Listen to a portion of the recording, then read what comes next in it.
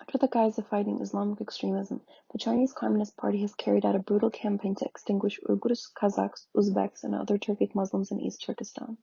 These people have been isolated from the rest of the world since 2017. More than 3 million Uyghurs have been herded into concentration camps that the Chinese government euphemistically calls vocational training centers. The camps represent the culmination of decades of repressive policies, and the aim is social re-engineering. Former detainees state that the individuals are indoctrinated with Communist Party propaganda and are forced to renounce Islam while they are subject to rape and torture. Perhaps more horrifically, these camps also function as organ farms, where millions are forced to undergo DNA testing and are prepped for slaughter in order to have their organs harvested and sold on the black market. China's campaign of despotism also extends far beyond the camps. The whole region is an Orwellian, mass surveillance, high-tech police state. Everything that makes the Uyghurs unique is treated as an abnormality, a disease to be eliminated. This includes language, culture, history, religion, identity, and way of life. Today, all normal religious activities in Islam are banned. Over 1,500 mosques are being demolished.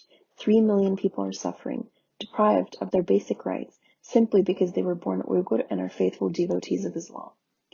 According to news accounts and documentation of government bids for construction and jobs, the Chinese government is building crematoriums for a Muslim culture that does not practice cremation.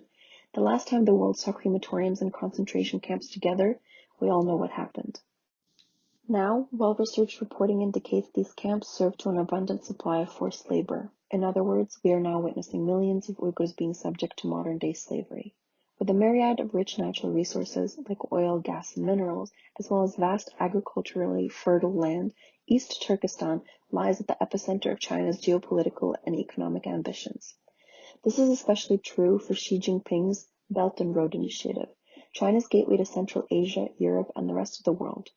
For Communist China, the Muslims of East Turkestan pose an obstacle. The Chinese Communist Party is orchestrating mass rape of Uyghur Muslim women who are forced to share bed with Han Chinese men while their husbands are away in forced labor facilities. Chinese state-owned media report 1.1 million Chinese cadres have been stationed in Uyghurs' homes. They have taken up residence in Uyghurs' living rooms, dining areas, and bedrooms.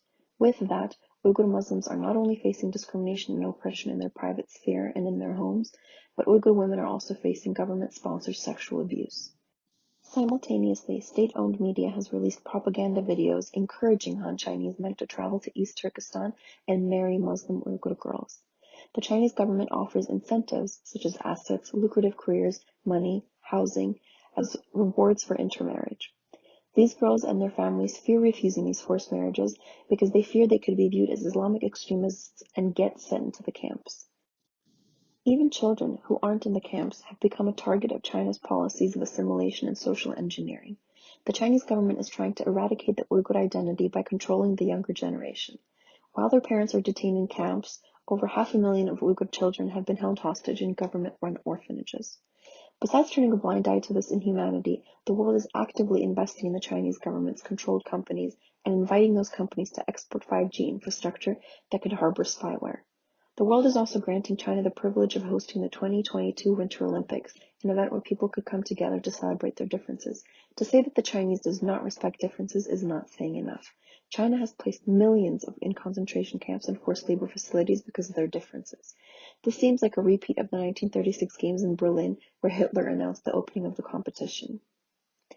3 sets of Chinese government leaked documents provide an unprecedented inside view of their government radically targeted hatred and brutality towards Uyghur Muslims. The leaked documents verify discoveries that journalists, researchers, and activists have made over the past few years.